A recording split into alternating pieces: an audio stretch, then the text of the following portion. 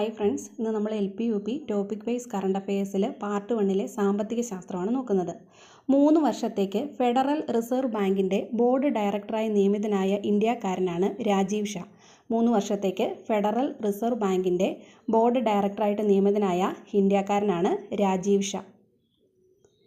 ലോക വ്യാപാര സംഘടനയുടെ ഇന്ത്യൻ അംബാസിഡറായി നിയമിതനായ വ്യക്തിയാണ് സെന്തിൽ പാണ്ഡ്യൻ. WTOയുടെ ഇന്ത്യൻ അംബാസിഡറായിട്ട് പുതുതായിട്ട് നിയമിതനായത് സെന്തിൽ പാണ്ഡ്യനാണ്. ഇന്ത്യ UAEയിൽ ആരംഭിക്കാൻ തീരുമാനിച്ച വ്യാപാര മേഖലയാണ് ഭാരത് പാർക്ക്. അപ്പോൾ ഇന്ത്യ ആദ്യമായിട്ട് UAEയിൽ ആരംഭിക്കാൻ തീരുമാനിച്ച വ്യാപാര മേഖലയുടെ പേരാണ് ഭാരത് പാർക്ക്.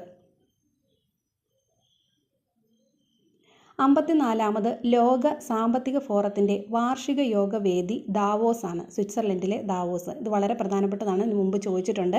54ാമത് ലോക സാമ്പത്തിക ഫോറം വാർഷിക യോഗത്തിൻ്റെ വേദി ദാവോസ് ആണ്, സ്വിറ്റ്സർലൻഡ്. സ്ഥിരം വേദിയാണ്.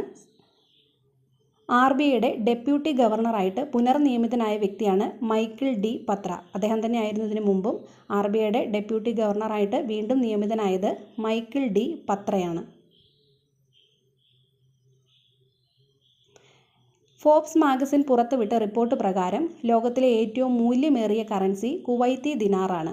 2ാം സ്ഥാനം ബഹ്റിൻ്റെ ദിനാറിനാണ്. ഇത് വളരെ പ്രധാനപ്പെട്ടതാണ്. ഫോബ്സ് മാഗസിൻ പുറത്തുവിട്ട റിപ്പോർട്ട് പ്രകാരം ഏറ്റവും മൂല്യമേറിയ കറൻസി കുവൈറ്റിൻ്റെ ദിനാറാണ്. 2ാം സ്ഥാനം ബഹ്റിൻ്റെ ദിനാറിനാണ്. ഇത് വളരെ പ്രധാനപ്പെട്ടതാണ്. ലോക വ്യാപാര സംഘടനയുടെ 13ാമത് മിനിസ്റ്റീരിയൽ കോൺഫറൻസ് നടന്നത് അബുദാബിയിലാണ്. WTOയുടെ 13ാമത് മിനിസ്റ്റീരിയൽ കോൺഫറൻസിന് വേദിയായത് നമ്മുടെ അബുദാബിയാണ്. അതും പ്രധാനപ്പെട്ടതാണ്, ഓർത്തിരിക്കുക.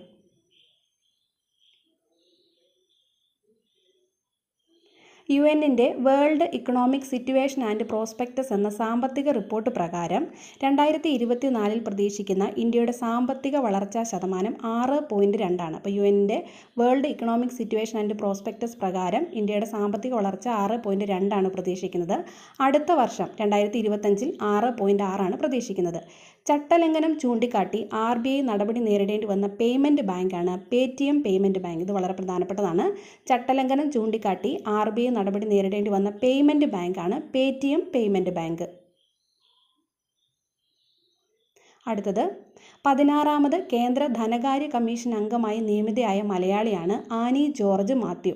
വളരെ പ്രധാനപ്പെട്ടതാണ്. 16ാമത് കേന്ദ്ര ധനകാര്യ കമ്മീഷൻ അംഗമായി നിയമിതയായ മലയാളിയാണ് ആനി ജോർജ് മാത്യു. 16ാമത് ധനകാര്യ കമ്മീഷൻ്റെ അധ്യക്ഷൻ അരവിന്ദ് പനഗരിയാണ്. ഇതും പ്രധാനപ്പെട്ടതാണ്. ധനകാര്യ കമ്മീഷൻ്റെ അധ്യക്ഷൻ അരവിന്ദ് പനഗരിയാണ്. സംസ്ഥാന ആദായ നികുതി പ്രിൻസിപ്പൽ ചീഫ് കമ്മീഷണറായി ചുമതലയേറ്റത് ജയന്തി കൃഷ്ണനാണ്. നമ്മുടെ സംസ്ഥാനത്തെ ആദായ നികുതി പ്രിൻസിപ്പൽ ചീഫ് കമ്മീഷണറായിട്ട് ചുമതലയേറ്റ വ്യക്തി ജയന്തി കൃഷ്ണനാണ്.